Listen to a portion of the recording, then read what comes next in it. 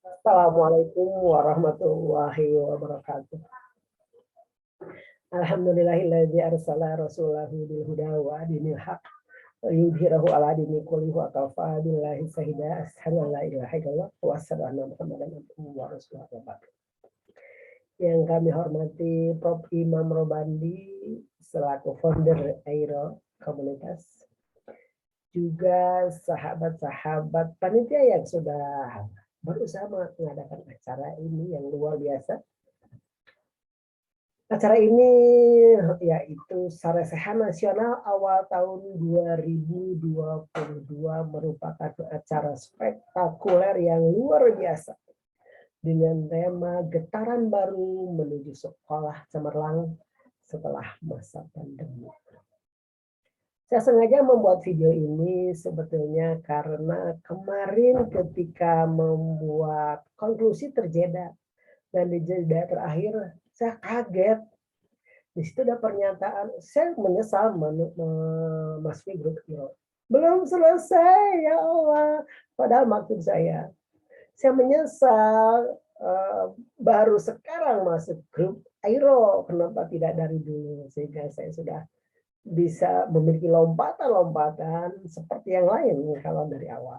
Tetapi tidak masalah, hari ini saya berusaha ingin membersamai sahabat semua di Airo, ingin belajar dengan Prof. Imam dan juga yang lainnya supaya bisa lebih maju ke depannya. Materi yang luar biasa hari ini disampaikan oleh para orang-orang hebat, orang-orang yang luar biasa, super speaker, sudah menyampaikan pemaparannya. Kalau tadi Prof. Imam mengatakan bahwa Airo ini merupakan candra di muka, dan sebetulnya orang-orangnya sudah sangat siap sekali, tinggal disulutkan api ke kayu-kayu kering, maka semuanya dengan mudah bisa dilaksanakan. Terbukti dengan tampilnya 15 super speaker hari ini, yang insya Allah saya akan mencoba sedikit menarik kesimpulan dari materi yang kemarin disampaikan oleh sahabat-sahabat super speaker. Yang pertama, Bu Retno Kuncowati dari Cirebon. Beliau seorang pemerhati pendidikan menyampaikan bagaimana peranan orang tua dalam pendidikan anak. Bahwa anak itu harus diberikan pembelajaran, harus didampingi, harus dibina, harus mendapatkan pendidikan sesuai dengan kapasitasnya. Sebagaimana cocok yang disampaikan dalam Undang-Undang Nomor 35 Tahun 2014 Pasal 26 Ayat 1 yang menyatakan bahwa orang tua berkewajiban bertanggung jawab untuk mengasuh, memelihara, mendidik, dan melindungi anak. Kemudian menumbuh kembangkan anak sesuai dengan kemampuan, bakat, dan minatnya. Mencegah terjadinya perkawinan usia dini pada anak dan memberikan pendidikan karakter dan penanaman nilai budi pekerti pada anak. Itu pendidikan yang harus dilakukan di rumah oleh orang tua kita. Selanjutnya disampaikan oleh Bapak Pamujir Harjo dari Karanganyar, beliau prinsipal Madrasah Ibtidaiyah Muhammadiyah. Dia menyampaikan bahwa sekolah itu harus aman, sekolah itu harus menyenangkan, sekolah itu harus memberikan kebahagiaan kepada anak sebagai rumah kedua. Sehingga lingkungan yang asli dan nyaman perlu diusahakan dengan cara apa? Satu, menyiapkan aman dari gangguan. Gangguan apapun termasuk gangguan kejiwaan. Tempatnya harus menarik supaya anak tertarik dan betah.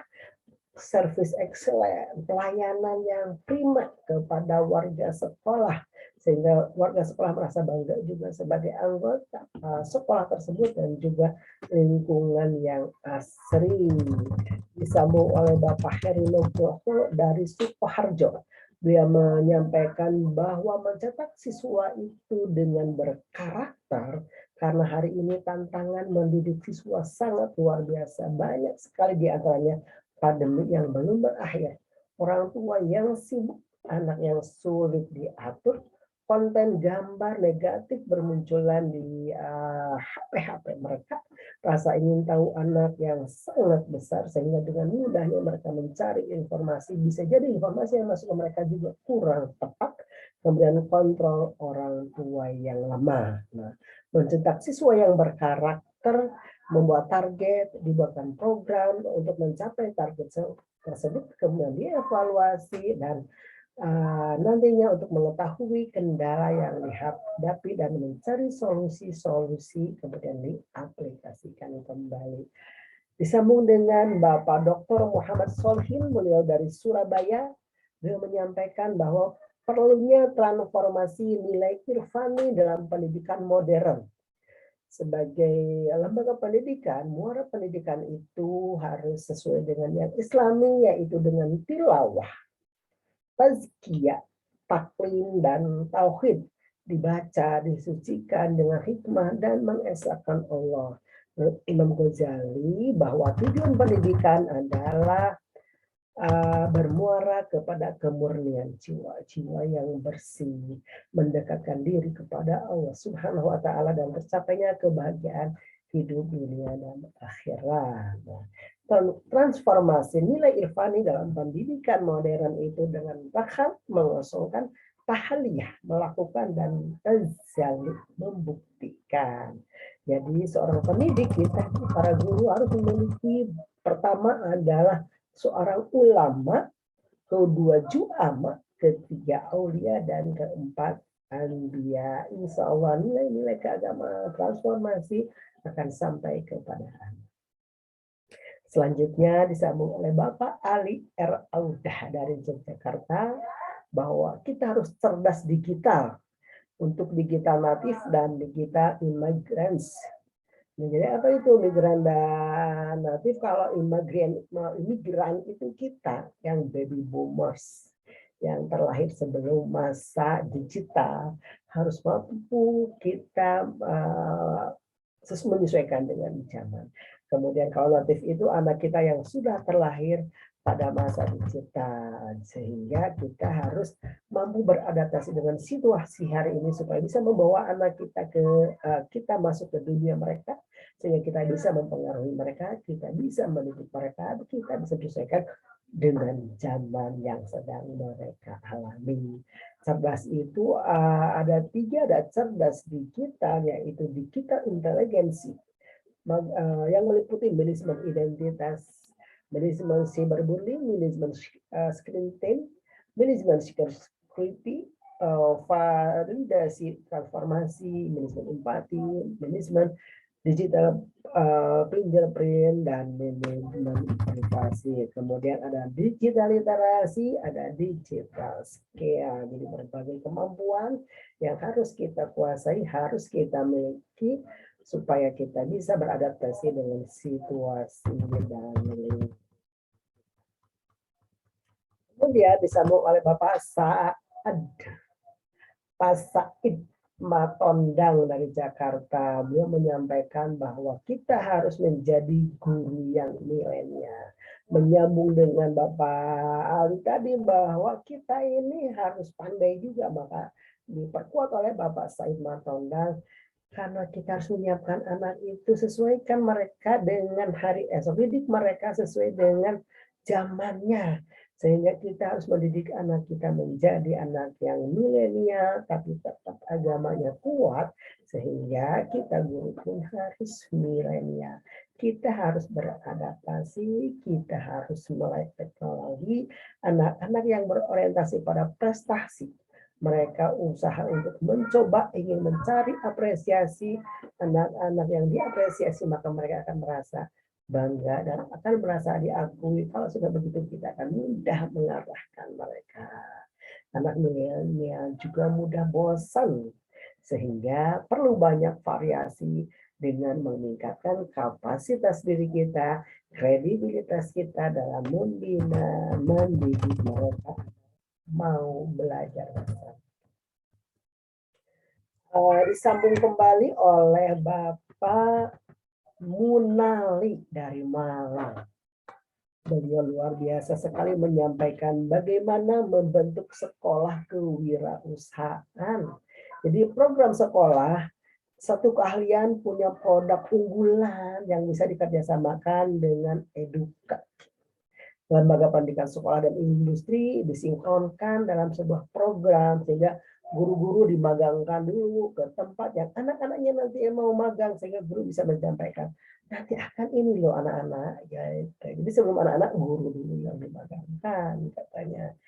Atau ada juga program guru dari industri didatangkan ke sekolah untuk memberikan pembelajaran kepada anak-anak sehingga dunia itu nyata antara dunia industri dengan dunia sekolah itu nyambung, dia tidak konsepnya. Kadang anak setelah lulus sekolah begitu ke dunia usaha kok beda, kok tidak ada ini yang membuat artinya sekolah seperti tidak baik. Sehingga perlu juga disiapkan standarisasi peralatan, kemudian dunia factory pekerjaan industri dikerjakan di sekolah. Jadi banyak hal yang bisa dilakukan di sekolah untuk meningkatkan kewirausahaan sekolah. Disambung oleh Bapak Fahri dari Malang, bagaimana kiat merancang peta jalan atau roadmap sekolah unggulan. Beliau menyatakan bahwa manajemen kepala sekolah itu harus hebat dan juga kita harus menyiapkan guru-guru petarung. Jadi siswa yang unggul, siswa yang beriman, mandiri dan gotong royong itu dicetak oleh guru-guru yang unggul, oleh kepala sekolah yang unggul. Sehingga kurikulum itu harus mengikuti output dan outcome-nya sesuai. Kurikulum berjalan, fasilitas harus mengikuti kurikulum yang kita canangkan, bersih, rapi, dan tentu saja lengkap sesuai dengan kebutuhannya. Jadi plan, do, check action-nya dilakukan. Sekolah itu ingin unggul dimulai dari impian yang normal katanya. Kenapa? Harus berbeda. Tidak bisa tidak sama. Kalau ingin berbeda hasilnya, ingin kualitasnya lebih baik, maka jangan sama saja. Supaya orang banyak mencari, supaya orang merasa perlu, sehingga harus juga keluar mindset abnormal. Maka akan muncul kualitas. Disambung juga oleh Ibu Heriati dari SMP Muhammadiyah Jogja. Beliau menyatakan membangun jejaring nasional dan internasional itu sebuah trik unggul di mana setiap peluang harus dimanfaatkan, harus memperkerjakan guru-guru yang berkualitas, menata lingkungan yang teratur, memperlakukan sekolah yang baik, berani bersaing, memonitoring semua kegiatan dengan rutin. Kalau dilaksanakan, dimonitoring, dievaluasi. Dan juga satu unggulan yang ini menjadi daya tarik juga adalah adanya dengan kelas ICT dan bilingual. Jadi kalau susunan kurikulum dan programnya ini kita buat sedemikian rupa, tidak kurikulum yang biasa-biasa saja, dikembangkan dan kerjasama jejaring dengan pihak manapun, pihak luar maupun dari. Disambung oleh Bapak Mardianto dari Sragen tentang bagaimana school branding. Jadi beliau menyatakan bahwa merubah jejaring dari berbagai negara dan volunteer berdatangan ke sekolah, kemudian publikasi media sosial, juga media di sekitar sekolah dipasang baligo. Jadi ini membuat brand agar sekolah itu dikenal, agar trust daripada masyarakat itu kepada kita lebih. Kemudian market diperbanyak sehingga mereka percaya. Jadi diperlihatkan hanya 1,5 hari sudah terpenuhi katanya. Jadi tanpa promo PPDB, kalau kita sudah punya branding, kita sudah punya nama, bahkan sampai bisa jadi antri supaya orang ke sekolah kita berbondong-bondong. Jadi 1,5 hari itu sudah selesai terpenuhi kebutuhan. Sehingga media pun banyak mempercayakan kepada sekolah Bapak Mardianto ini untuk membuat berbagai event-event kegiatan. Selanjutnya dari Pak Ajuslan Krubun dari Tegal. Ini Sekolah Adiwarna. Dia menyampaikan strategi PPDB pasca COVID. Sekolah modern itu tidak bersaing dengan sekolah yang lain, tetapi bersaing dengan perubahan. Ya. Karena semua pasti akan berubah. Yang tidak berubah adalah perubahan itu sendiri. Perubahan terus terjadi di masyarakat, sehingga perlu adanya keep branding, yaitu branding itu harus dibangun, branding itu harus dipelihara, dan branding itu harus dilindungi. Karena hasil yang luar biasa hanya diperoleh dari strategi yang tidak biasa. Wajar kalau hasilnya sangat biasa, karena strategi yang digunakan adalah sangat biasa. Jadi power of sukses itu dengan doa, ilmu, dan semangat. Akan ada 5 kunci untuk supaya terbukanya pintu branding, yaitu datangkan para tamu ke sekolah Muhammadiyah. Kemudian buat event-event yang menggetarkan, buat networking, buat pencitraan, gunakan strategi branding. Selanjutnya Dr. Mulyana dari Surabaya, dia menyampaikan inovasi kurikulum dan marketing sekolah. Jadi dia mengatakan bahwa apapun kurikulumnya, rekayasa, kreativitas, dan inovasi adalah jawabannya.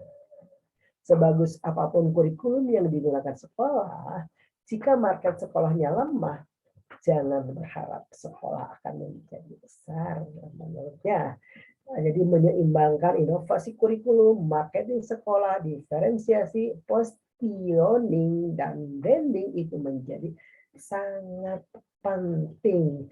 Jadi merekayasa kurikulum dengan inovasi, maka bisa kita menjadi sekolah yang bersaing, bisa bertarung di tengah kancah keberhasilan sekolah-sekolah yang lain. Itu pernyataan dari Dr. Mulyana, dan Bapak Suparman menyampaikan begini. Bapak Suparman, dia menyampaikan bahwa from zero to hero dari negara. Dia mengatakan bahwa kita itu sebetulnya berasal dari bukan siapa-siapa menjadi paling hebat, karena salah satunya adalah mengoptimalkan setiap momen untuk PPDB. Jadi promosi yang kuat akan menarik customer yang banyak dan percaya. Jadi teruskan ada promo, teruskan branding, teruskan pencitraan seperti yang disampaikan oleh rekan-rekan tadi di atas. Ditutup oleh Pak Sumarjo dari Purworejo, yang menyampaikan bahwa sekolah tempat kaderisasi terbaik. Kalau tadi oleh 14 pemateri disampaikan bagaimana pentingnya sebuah sekolah, bagaimana penting membangun brand, bagaimana jejaring, bagaimana mendatangkan customer, ditutup dengan kata, kalau semua sudah terjadi, maka jadikan sekolah Muhammadiyah itu menjadi sekolah kader, sekolah unggulan, di mana nantinya dari sekolah-sekolah itu akan bermuncullah kader umat, kader bangsa, dan kader perserikatan yang akan menggantikan kita semua hari ini. Kita akan berakhir, kita akan tiada, maka muncullah generasi baru yang tentunya akan menjadi pelangsung perjuangan kita semua. Demikian apa yang bisa saya sampaikan. Closing yang kemarin tertunda. Terima kasih atas segala perhatian. Terima kasih juga yang terutama kepada Prof. Imam dan juga super speaker yang sudah membakar semangat para pemirsa hari ini, dan juga Bapak Hefik dari Mirai. Juga pada pemirsa sekalian, mohon maaf atas segala perhatiannya. Mohon maaf atas kekurangan saya. Billahi taufiq wal hidayah. Wassalamualaikum warahmatullahi wabarakatuh.